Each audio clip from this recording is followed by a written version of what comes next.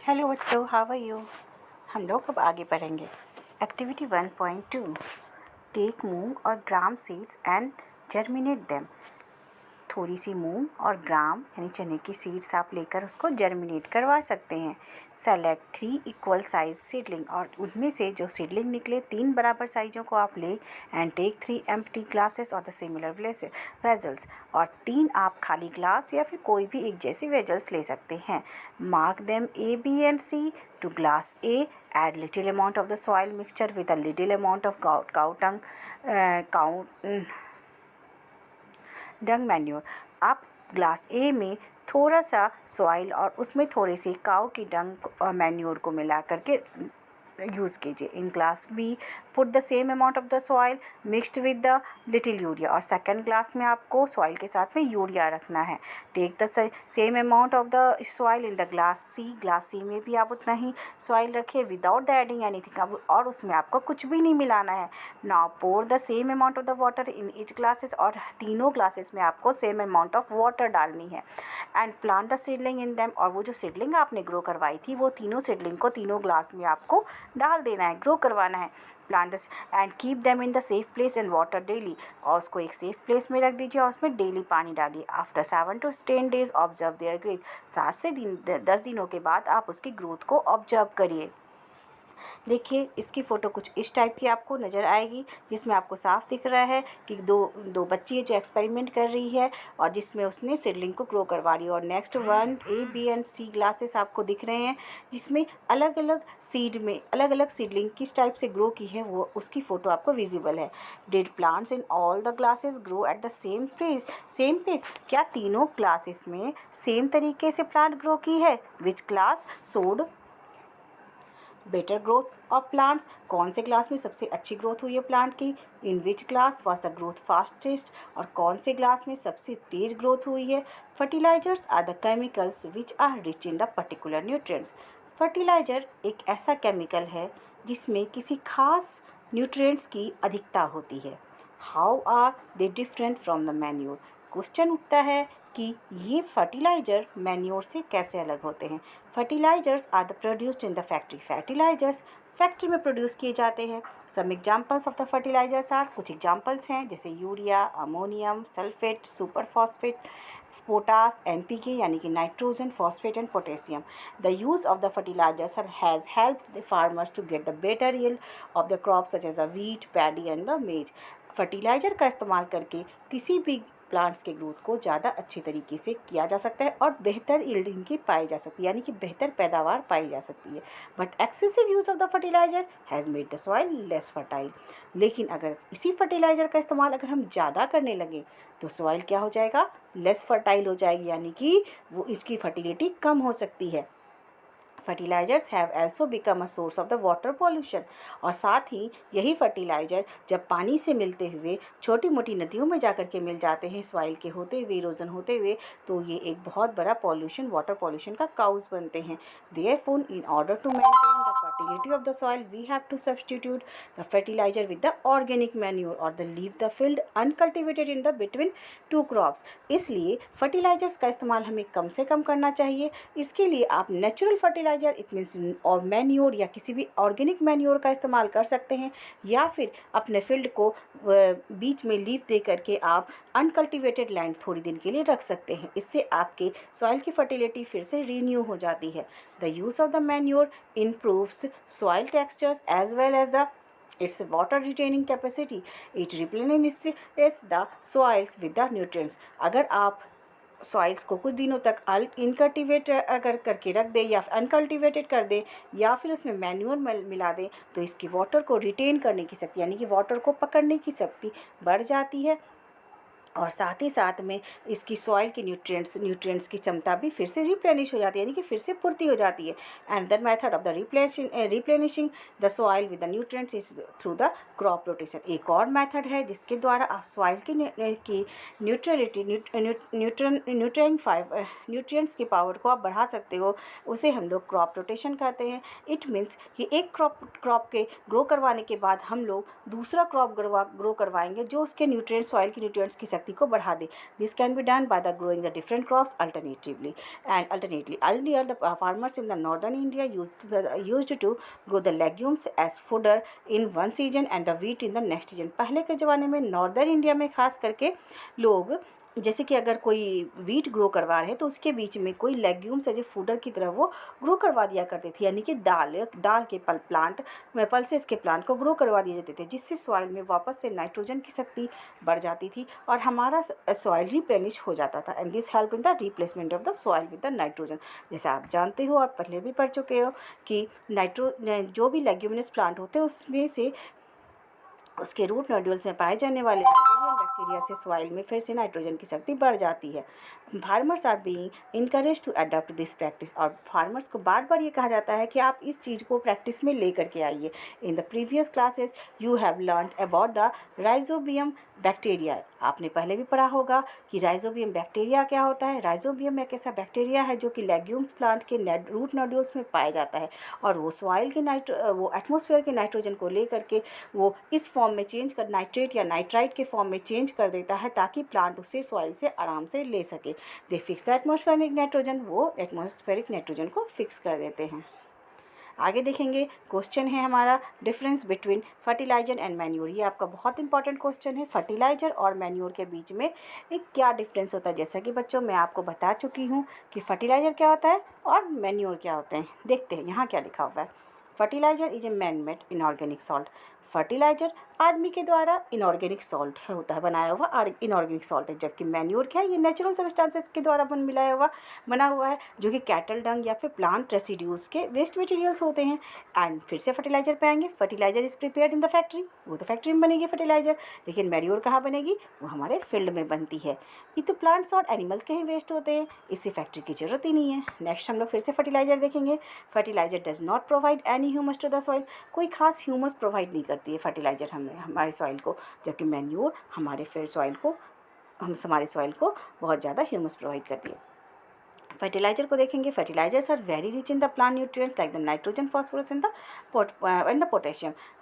Fertiliser का use करने पे आप अपने सॉइल में ये नाइट्रोजन, फॉस्फोरस एंड पोटेशियम की शक्ति को बढ़ा सकते हो बहुत ज़्यादा। Manure is relatively less rich in the plant nutrient, जबकि मैन्योर में जो न्यूट्रिशन होते हैं वो फर्टिलाइजर की अपेक्षा कम होती है, लेकिन फिर भी मैन्योर एक सेफ वे है प्लांट को न्यूट्रिशन और सॉइल को फिर से रिप्लेनिश करने के लिए। नेक्स्ट हम लोग आगे बढ़ते हैं कि एडवांटेज ऑफ द मैन्योर की में क्या क्या खास बातें हैं, क्या उसकी एडवांटेज हैं। The organic manure is considered better than the fertiliser. Organic manure हमेशा ही फर्टिलाइजर से ज़्यादा अच्छा माना जाता है, क्योंकि सबसे फर्स्ट नंबर देखिए, ये वाटर होल्डिंग कैपेसिटी सॉइल की बढ़ा देता है।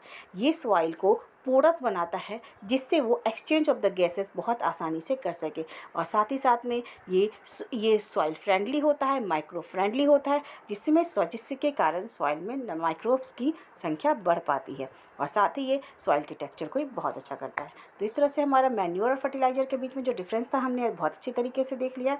आगे हम लोग देखेंगे इरिगेशन। बेटा आप जानते होंगे कि इरिगेशन एक ऐसा प्रोसेस है जिसमें किसी भी प्लांट में हम लोग जो वाटर प्रोवाइड करते हैं उसे ही हम लोग इरिगेशन कहते हैं। देखते हैं यहाँ क्या लिखा है। All living beings need the water to live. हर लिविंग बींग को पानी की जरूरत होती है जिंदा रहने के लिए। What is important for proper growth and the development. What is absorbed the plant roots. अब किसी भी प्राणी को, किसी भी ऑर्गेनिज्म को पानी की बहुत ज़रूरत है। अब प्लांट के द्वारा प्लांट को पानी किस चीज़ से मिलता है, उसके रूट से वो अब्जॉर्ब करता है, क्योंकि सॉइल से ही हम लोग पानी कहाँ देते हैं, सॉइल में डालते हैं, और सॉइल में क्या होता है, रूट, और रूट से ही सारे प्लांट को पानी मिलता है। And along with the water minerals and the fertiliser also absorb. क्या आप जानते हो इस बात को कि जब पानी प्लांट में ऊपर जाता है तो उसके साथ में सॉइल में रहने वाले सारे न्यूट्रिएंट्स और फर्टिलाइजर्स एंड मिनरल्स सारे के सारे पानी के साथ ही ऊपर जाते हैं और प्लांट के हर पार्ट तक पहुंचते हैं। Plants contain nearly 90% of water. Plant में लगभग 90% वाटर है। Water is essential because the germination of the seed does not take place under the dry condition. क्या आपने कभी देखा है मम्मा ने अगर कोई सीड रखा है, क्या वो सूखे और ड्राई कंडीशन में क्या ये खाने लायक हो पाते हैं? बिल्कुल भी नहीं। ये स्वेल तब करते हैं जब इसमें हम लोग पानी डालते हैं, ठीक है। And nutrients dissolve in the water are transported to the each part of the plant. इस तरीके से पानी के साथ गया हुआ जो न्यूट्रिएंट्स होता है प्लांट के हर एक पार्ट में चला जाता है, बहुत अच्छी तरीके से पहुंच जाता है। Water also protects the crop from both the Frost and the hot air current. पानी जिस तरह से आप जानते हो, मम्मा गर्मी के दिन में आपको कहती है बेटा ज़्यादा से ज़्यादा पानी पिए, उसी तरह प्लांट को भी गर्मी को बर्दाश्त करने के लिए, गर्म हवाओं को बर्दाश्त करने के लिए पानी की ज़रूरत पड़ती है। To maintain the moisture of the soil for the healthy crops growth, और साथ ही सॉइल में हेल्दी क्रॉप बनाए रखने के लिए उसके मॉइस्चर को मेंटेन रखना भी वाटर के थ्रू ही होता है।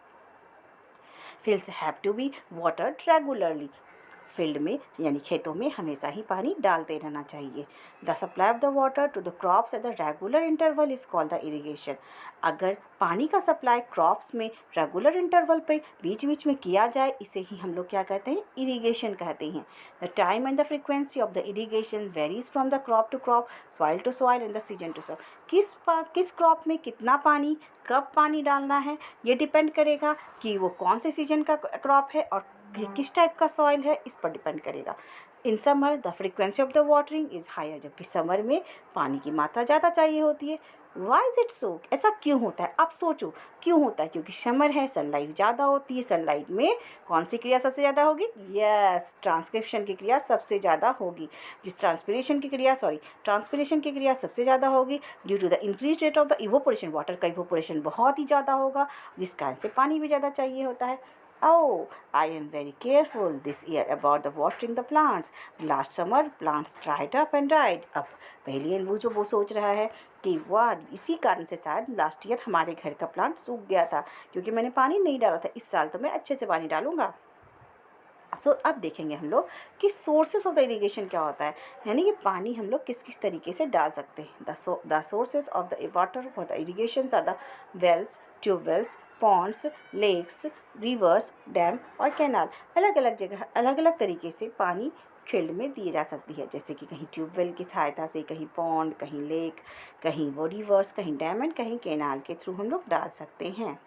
जैसे कि देखिए कुछ traditional methods of the irrigation है जिसके बारे में हम लोग पढ़ेंगे। The water available in the wells, lakes and the canals is the lifted up by the different methods in the different regions for the taking the in the field. पहले के ज़माने में जब ट्यूबवेल्स वगैरह बहुत और कैनाल कम हुआ करते थे, तब ज़्यादातर वेल्स से या लेक्स या कैनाल्स वगैरह से पानी को लिफ्ट करके फिर अलग अलग रीजन्स में पहुँचाया जाता था, अलग अलग खेतों में पहुँचाया जाता था। Cattle and the human labour is used method and so these methods are the cheaper. चूँकि इस मेथड में जानवर या आदमी के द्वारा ही पानी को पहुंचाया जाता था, इसलिए ये सस्ता तो हुआ करता था और लेस एफिशिएंट भी हुआ करता था। द वेरियस ट्रेडिशनल वेज, हम लोग पहले कुछ ट्रेडिशनल वेज के बारे में पढ़ेंगे, जिसमें है मोड यानी कि पुले सिस्टम, सेकेंड है चेन सिस्टम, थर्ड है डेकली एंड द राहत लेवर सिस्टम। देखते हैं, एक बार हम फोटो पे देख लें, ये है हमारा मोड। नेक्स्ट देखेंगे हम लोग chain pump, third dhekli, fourth one is rahat. इस तरह से ये चारों जो मेथड आपको फ़ोटो में नज़र आ रहे हैं, ये चारों के चारों एक ट्रेडिशनल मेथड्स में आते हैं। Pumps are commonly use for the lifting the water.